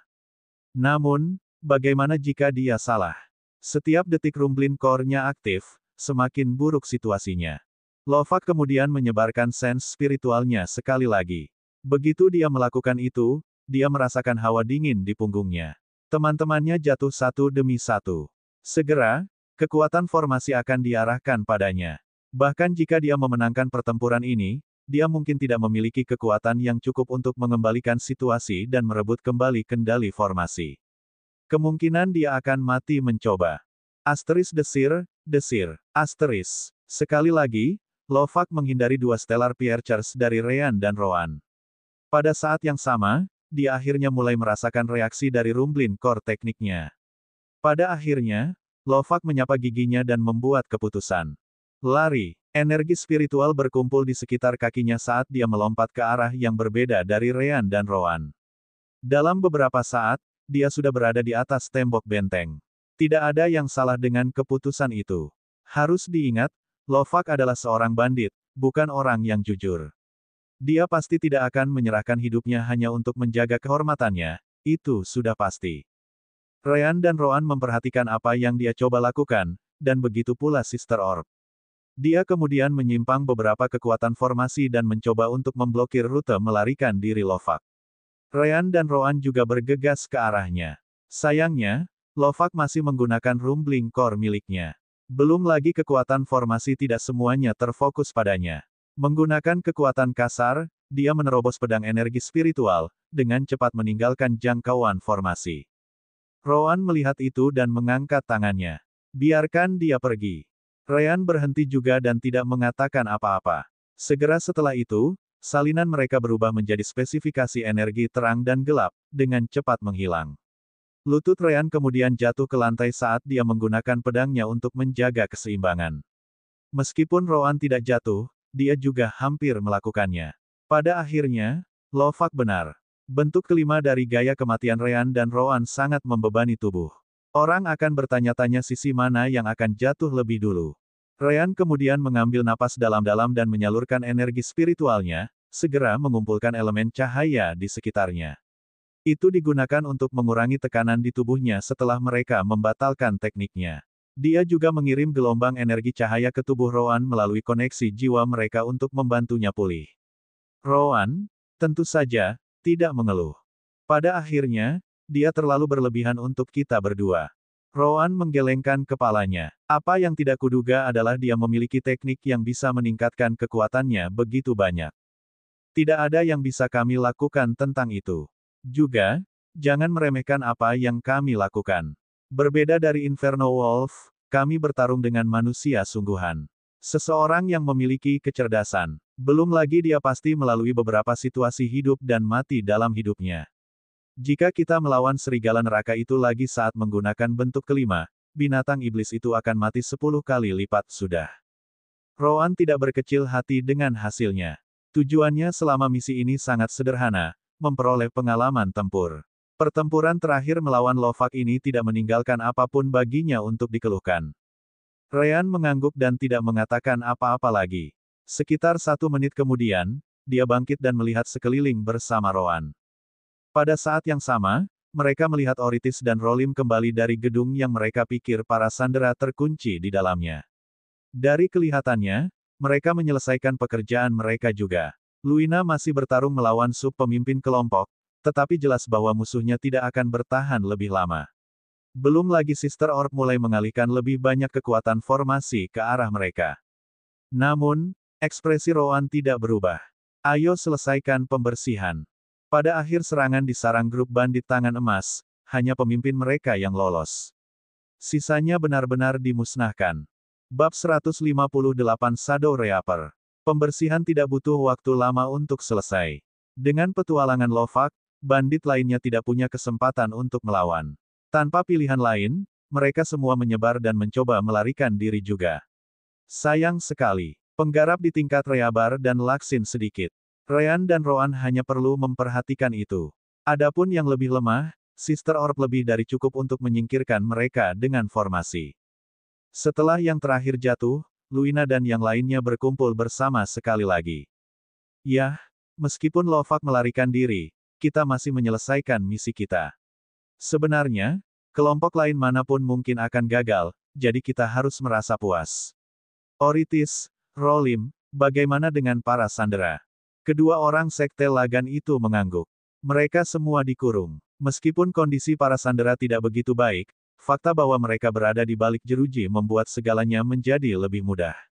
Kami bahkan dapat mencegah siapapun mencoba menggunakannya sebagai tameng atau semacamnya. Luina menghela napas lega. Dia tahu bahwa akan ada banyak wanita di sana, jadi dia senang mereka tidak terlibat selama penyerangan itu. Bagus, ayo kita lihat mereka. Oritis dan Rolim saling memandang dan kemudian kembali ke Luina. Senior Luina harus tinggal di sini sementara kita merawat mereka. Kamu pasti tidak akan suka melihat bagaimana penampilan mereka saat ini. Luina tercengang. Rowan, di sisi lain, tidak peduli. Berhenti membuang-buang waktu dengan sentimentalisme. Dr. Wilson ada di sini, jadi dia bisa merawat luka mereka. Ayo pergi ke sana. Oritis dan Rolin tidak tahu apa yang dimaksud Rowan dengan Dr. Wilson, tetapi mereka tetap membimbing semua orang ke dalam sel. Benar saja, ekspresi Luina menjadi sangat gelap. Sebagian besar wanita tidak terlalu buruk. Beberapa bahkan bersih, menunjukkan bahwa bandit yang membuat mereka menyukai penampilan mereka. Tapi ada beberapa pengecualian. Kondisi mereka terlalu mengerikan untuk dilihatnya. Belum lagi orang-orang yang jelas-jelas sudah mati.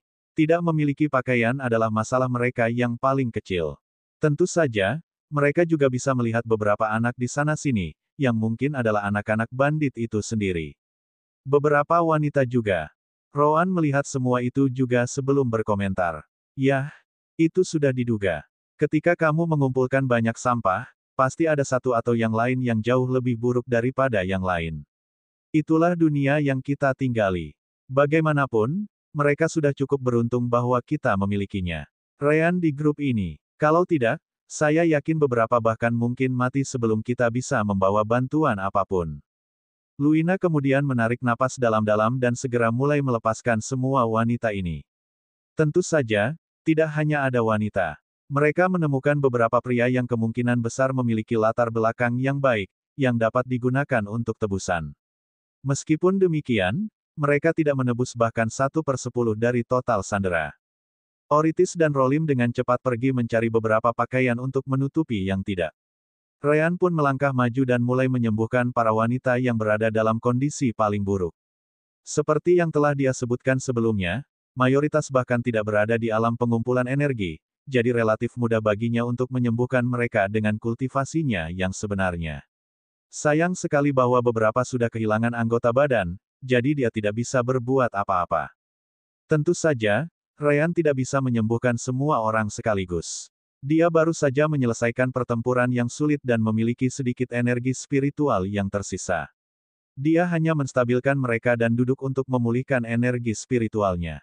Untungnya, batu roh adalah masalahnya yang paling kecil.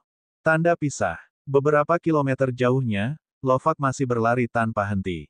Meskipun dia mematikan kemampuan rumbling core-nya, dia masih seorang kultivator realem formasi inti tahap awal. Tak seorang pun dalam kelompok Ryan akan dapat menangkapnya lagi. Sekitar 1 jam kemudian, dia akhirnya berhenti untuk beristirahat. Dia duduk dan mengatur napasnya, memikirkan langkah selanjutnya setelah ini. Namun, kamu tidak benar-benar berpikir kamu bisa melarikan diri setelah apa yang kamu lakukan pada semua wanita itu, kan? Jantung Lovak sedikit berdebar. Dia segera menyebarkan sense spiritualnya, tetapi dia tidak dapat menemukan siapapun. Tiba-tiba, dia melihat bayangan seseorang datang berjalan ke arahnya. Segera, dia mulai berkeringat dingin. Orang itu pasti berada dalam jangkauan sense spiritualnya, tapi dia tidak bisa merasakannya sama sekali. Itu hanya bisa berarti satu hal, kultivasi orang itu jauh melampaui miliknya. Akhirnya, dia bisa melihat siapa orang itu. Itu adalah seorang wanita yang menggunakan jubah hitam, rambut hitam panjang, dan mata. Dia tampak berusia akhir 20-an atau lebih, tetapi Lovak yakin bahwa penampilan itu sama sekali tidak mewakili usia sebenarnya. Inti bergemuruh. Lovak bahkan tidak peduli dengan efek samping dari penggunaan kembali skill ini sedini mungkin. Yang dia tahu hanyalah dia akan mati jika dia tidak segera lari. Sayangnya, saat dia mencoba memberikan langkah pertama ke depan, tubuhnya membeku di tempat. Ekspresi Lovak menunjukkan kengerian. Wanita itu menahannya di tempat dengan kekuatan energi spiritualnya saja. Alam jiwa yang baru lahir. Wanita itu tersenyum setelah mendengar itu. Bukankah kamu anak yang pintar? Lovak merasa seperti tekanan itu meremukkan tulangnya, tetapi dia masih melakukan yang terbaik untuk memeras beberapa kata. Sesenior, lepaskan aku. Akan kulakukan apa saja. Wanita itu menunjukkan beberapa kejutan di wajahnya. Apapun. Ya, dia mendekatinya sebelum menyentuh hatinya dengan jarinya. Itu tidak lebih dari sentuhan ringan, tetapi ekspresi Lovak menunjukkan keputusasaan pada saat itu. Tubuhnya mulai membeku sejak saat itu dan seterusnya. Wanita itu kemudian berbisik di telinganya. Kalau begitu mati untukku. Tubuh Lovak benar-benar membeku setelah itu. Wanita itu kemudian menarik tangannya dan menjentikkan jarinya. Asteris retak, asteris. Tubuh beku Lovak retak di mana-mana sebelum runtuh. Tepat setelah itu mulai berubah menjadi butiran debu beku yang terbawa angin. Tidak butuh waktu lama bagi tubuhnya untuk benar-benar menghilang. Tiba-tiba, suara lain muncul di sekitarnya. Sangat menakutkan, seperti yang diharapkan dari salah satu tetua inti dari Sekte Dalamu. Seorang pria kemudian muncul di pohon terdekat saat dia melihat wanita itu. Lama tidak bertemu, Tyria. Benar saja, wanita itu adalah wanita yang sama yang disembuhkan Rean saat itu, Tyria Yinsan. Dia tidak tampak terkejut melihat pria itu. Dia hanya tersenyum kembali padanya sebelum berkata. Lama memang. Bagaimana kabarmu, Galios? Tidak terlalu buruk. Tetap saja, aku tidak menyangka Sekte Dalamu mengirim seseorang sepertimu untuk menjaga anak-anak itu. Tyria tertawa sedikit sebelum menjawab kembali dengan koin yang sama.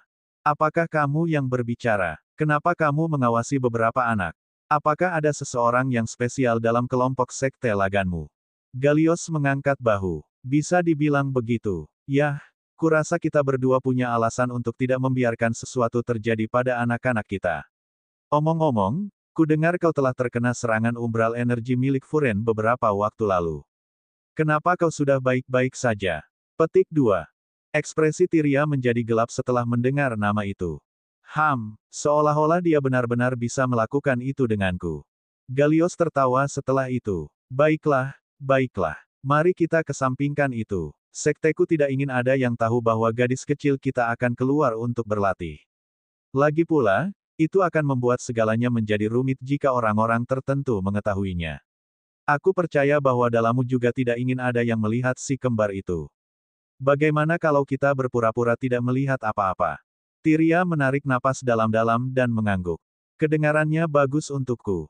Kedua ahli Naschen Sol tampaknya memiliki kesepakatan. Tidak ada lagi yang bisa dikatakan setelah itu, jadi mereka berdua pergi. Mata Tyria bersinar dengan cahaya dingin dalam perjalanan kembali. Dia merogoh sakunya dan mengambil sebuah token hitam kecil. Token ini tidak ada hubungannya dengan pembicaraannya dengan Galios. Sebagai gantinya, dia menemukannya di tubuh pembunuh inti tahap tengah dan Realm Fusion yang mengikuti Rean dan Roan setelah mereka meninggalkan sekte. Dia telah membunuh orang itu jauh sebelum si kembar bertemu dengan kelompok Luina. Token itu memiliki gambar sabit yang dipegang oleh bayangan. Selain itu, hanya ada satu angka, tidak lebih. The Shadow Reaper, Sekte Master benar. Dia kemudian menyimpan token itu sebelum menghilang ke dalam malam.